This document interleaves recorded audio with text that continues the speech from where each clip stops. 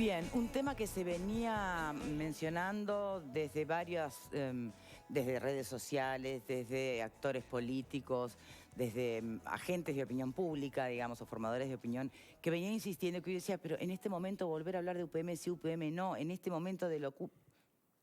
Finalmente, el gobierno recibió a quienes fueron en representación de, por lo menos, poner este tema sobre la mesa, que se escuchen las razones por las cuales quieren ponerle fin a este contrato, que algunos entienden fue un gran error del gobierno anterior firmado a puertas cerradas. Bien. Esta delegación que visitó al presidente la integraron César Vega, Eduardo Lust, Raúl Viñas, entre otros, Patricia Wolf, entre otros. Nos está acompañando ahora en estudios, aquí en piso, el abogado penalista Gustavo Salle, gran vocero de este movimiento desde hace tiempo, el diputado de Cabildo Abierto Eduardo Lust. Gracias por estar aquí. Gracias. Esto pasó, mirá.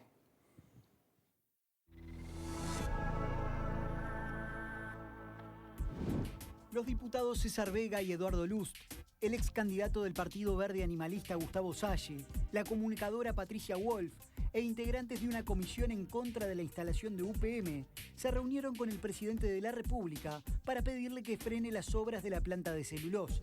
Hacer hincapié en la posibilidad de que se suspenda el cumplimiento de las obligaciones del contrato, dada la crisis, la emergencia sanitaria que vive el país.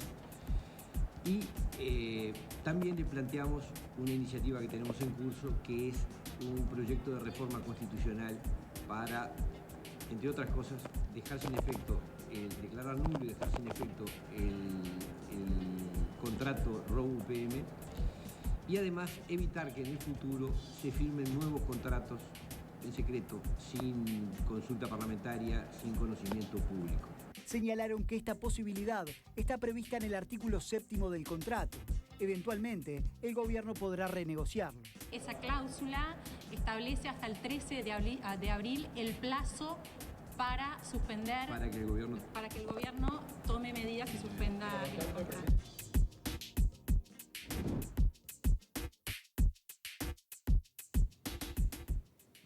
Salle, bienvenido. Muchas gracias, un gusto. Bien, yo sé que usted se había entusiasmado también con lo que veníamos debatiendo en los bloques anteriores. Sí, por supuesto. Y sin ir para atrás y como punto de partida, hablábamos de algunas características del capital, ¿no? Porque acá estamos hablando, más allá de medio ambiente, de una cuestión de inversión y de capital. Tiene miedo el capital, decía Marta Balfre, usted en la tanda lo confirmaba. No tiene una pizca de sensibilidad.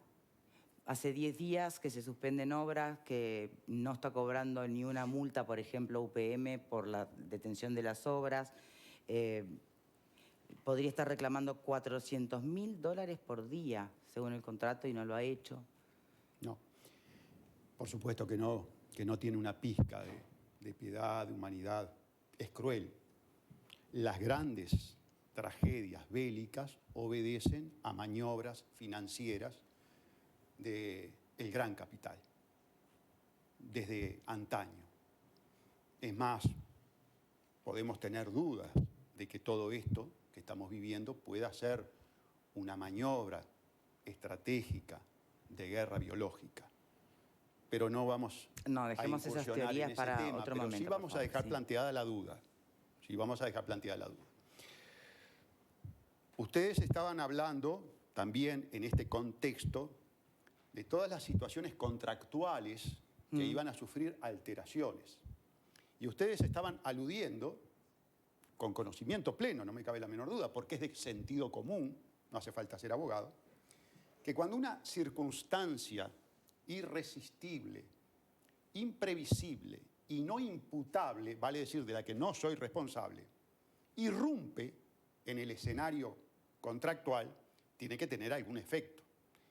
Y por supuesto que tanto los legisladores como los académicos, los publicistas, le dan trascendencia y generan un instituto jurídico que se llama caso fortuito y fuerza mayor. Vamos al artículo 7 del contrato, al punto 7. Efectivamente, el artículo, la cláusula 7.1, punto 2 y punto 3 es la incorporación al contrato, al caso concreto de la contratación Estado uruguayo corporación finlandesa, UPM, de esos institutos generales, al cual también debemos sumar, porque son de la misma naturaleza, el rebus sic stantibus, que es si las circunstancias siguen siendo las mismas. Todo inscripto en esta situación de irregularidad, de excepcionalidad que genera esta epidemia. Fíjense, ¿cuántos contratos laborales se han suspendido a raíz de esta epidemia? Y nosotros le fuimos a plantear al presidente de la República la suspensión, por una parte, otros fuimos más ambiciosos y planteamos la rescisión. Pero fíjense cómo se están suspendiendo los contratos. Hablaban de la peluquería del barrio. Yo acabo de venir de Carrasco hasta aquí viendo una cantidad de comercios pequeños, chicos, que están cerrados. Toda la contratación nacional e internacional, ya China está devolviendo algún tipo de insumos que había adquirido, va a sufrir una alteración. ¿Por qué no la va a sufrir el contrato ROW-UPM? ¿Por qué el contrato ROW-UPM tendría que salir indemne de esta situación cuando el propio contrato que tiene aquí mi estimado colega en la mano está contemplando esta situación no solamente para la suspensión, sino también para la eventual modificación y hasta la rescisión? ¿Por qué? Porque aquí tenemos una emergencia sanitaria. Hoy nos estamos cuidando en extremo. Yo al entrar al canal verdaderamente vi que se observan medidas extremas, lo cual me parece muy bien. Pero después del problema sanitario tendremos la proyección hacia los aspectos de carácter económicos, que ustedes lo hablaban con mucha agudeza por parte de todos, inclusive mi estimado colega Abdala. Entonces, ¿qué le fuimos a plantear al señor presidente de la República? La aplicación de esta cláusula, porque este contrato implica aproximadamente 4.000 millones de dólares que el bolsillo de los uruguayos va a destinar para hacerle la infraestructura para que el banquero Bojolt Walros, dueño de bancos, aseguradoras, montes, miembro del Club Bilderberg, maximice sus ganancias. ¿Y con qué juego? Y así se lo dije en un tono muy afable del presidente de la República. Yo quiero destacar lo siguiente. Ustedes saben que yo no formo parte de la coalición, que siempre estoy en la oposición, pero tengo que destacar el clima afable, campechano del presidente de la República, que nos escuchó y al cual le pudimos plantear todos las distintas aristas que tiene esta temática. Perdone que lo interrumpa, Salle. Sí, cómo no. Porque habló de números, ¿no? Sí. Y porque podemos llevar el debate hacia lo medioambiental, podemos llevar el debate hacia otros lados, pero hoy en la emergencia aparece esta cláusula 7, que es como, bueno, la piola de dónde agarrarse para... Vamos a los números. El dinero que se ahorraría a Uruguay si este contrato se rescindiera, porque que se suspenda tampoco permite pensar que ese dinero está ahí a mano. Correcto. O sea que sería la rescisión. Bien. Es eso versus lo que supuestamente iba a mover la economía, la instalación de esta planta, que a futuro podría ser una salvación, ¿o no? Bien, esa es una discusión netamente de carácter económica, pero aquí hay que hacer algunas precisiones, porque han habido embustes por parte del anterior gobierno. Punto número 1. La planta está en zona franca. No exportamos celulosa, exportamos troncos.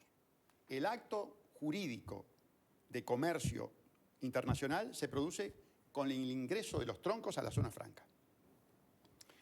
Los árboles ya están plantados. Ayer el ingeniero César Vega le hacía ver eso al presidente de la República. Nosotros podemos exportar los troncos o el chip. Y en realidad la industrialización se hace desde una zona franca donde precisamente el derrame, como le gusta decir a los economistas neoliberales, es muy, pero muy escaso. Y la demanda de gasto para viabilizar esa planta hoy lisa y llanamente no la podemos atender. Se imponen los hechos, Victoria. ¿Qué opina Lust? Bueno, yo opino que UPM no se va a instalar por 3 motivos, que lo voy a explicar en 5 minutos. Uno es jurídico, otros 2 no son jurídicos y tienen que ver con la naturaleza. Y voy a incursionar en un terreno que no es el mío, pero que lo he estudiado mucho. En el año 1950, una especie de Sócrates del siglo XX, Carl Gustav Jung, escribió sobre la sincronicidad. La sincronicidad es una teoría psicológica que dice que, al contrario de lo que decía Freud, que Freud decía todo tiene una causa. Él decía hay cosas que no tienen causa. Freud decía si uno toma agua es porque tiene sed, si uno descansa porque está cansado. Y Jung decía hay cosas que no tienen causa. ¿Cómo descubre Jung la sincronicidad? Estaba tratando de una joven que era superdotada desde el punto de vista intelectual y como era superdotada no se podía relacionar con nadie porque su coeficiente intelectual le impedía integrarse. Entonces, en esa charla que tiene con la joven, que él la estaba tratando como psicoterapia, entra una especie de polilla a su consultorio y Jung la atrapa a la polilla en el momento que ella le dice que en la noche anterior había soñado con que le regalaban un escarabajo de oro. Jung captura esa polilla, lo pone en un frasco en la Universidad de Leipzig y se la lleva a un profesor de biología y le dice, mirá lo que entró anoche a mi consultorio. El profesor le dice, esto es un colóptero, que en Alemania se conoce como el escarabajo de oro. Entonces, él ahí inicia una teoría de que las personas se transmiten por el inconsciente. Ahora, ¿qué es lo que pasa con UPM? Usted me dice que tiene que ver esto con UPM. No, bueno, solo lo estaba pensando. Bueno, es lo siguiente. UPM se instala en el Uruguay para hacer celulosa, para hacer papel higiénico para los chinos. Y de China viene un virus que paraliza la economía planetaria y pone en riesgo, entre comillas, la existencia humana en el planeta. Entonces, ahí está la teoría de Jung. Dos situaciones que una no es causa de otra, pero influye una en otra. Entonces, ese virus, que es producto de la naturaleza que se rebela contra un nuevo tipo humano, que es el que es minoritario, pero es el que nos maneja en este momento, que es el tipo humano que maneja los gobiernos, la información y la educación, este gobierno y el que se fue, y que tiene como religión la desmesura y la avaricia y el producir capital nada más, va a hacer que en este momento la planta de UPM esté en duda por esa situación de la naturaleza. Pero volviendo a Jung, los que redactaron este contrato, que son los abogados de UPM, y los uruguayos se limitaron a firmarlo sin leerlo porque hay una cláusula, por ejemplo, que dice que el precio del canon de UPM se reajusta por el IPC de Estados Unidos. Y eso ninguna persona en su sentido común lo puede haber firmado si lo leyó. Entonces nadie puede ser tan entreguista de depender del IPC de Estados Unidos, que es el 1%. Entonces los abogados de UPM pusieron una cláusula que dijeron, esto no va a pasar nunca, pero vamos a ponerlo, total no va a pasar nunca. Y pusieron el artículo 7 que dice los motivos por el cual el contrato se suspende, y lo tengo acá. Sí, entonces lo estamos dice, viendo en pantalla. Dice, se entiende por causa extraña no imputable un evento o circunstancia irresistible e imprevisible que impide que una parte cumpla una o algunas o todo el contrato. Y después hacen una lista de sus situaciones. Sí. Y dice, esto no va a pasar en el Uruguay nunca. Entonces ponen explosiones, tifones, huracanes, tsunamis, deslizamientos, guerras, conflictos armados. Pero en ese inconsciente de sus cosas que no van a suceder, ponen un estado de emergencia nacional producto de una epidemia. Imposible que suceda. Entonces, ¿qué pasa? Aparece la epidemia. La Organización Mundial de la Salud, cuando una epidemia se instala en más de 40 países la denomina pandemia. Pero para los países son epidemias.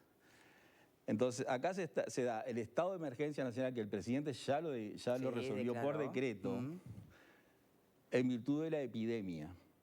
Entonces, él ahora tiene una herramienta que se la regaló Jung con la sincronicidad, para no hablar de Dios y violamos la laicidad, ¿no? Entonces, esa teoría de Jung que dice las cosas que no tienen nada que ver, pero una determina a la otra, va a ser que el presidente, si quiere, eso depende de él, le diga a los ejecutivos de UPM, hay un artículo en el contrato, y ahí venimos al derecho y salimos de la psicología, hay un artículo en el contrato que es la ley de las partes, porque el contrato es la ley de las partes, que dice que si sucede un estado de emergencia por epidemia, yo puedo hacer lo que dice el 7.4.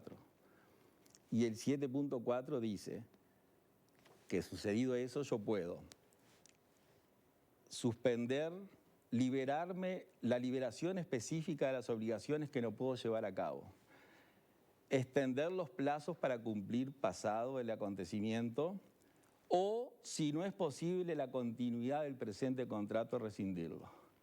Bien. Entonces, lo que tiene que hacer el presidente, y le digo un dato más curioso, el presidente de la República asume el 1 de marzo.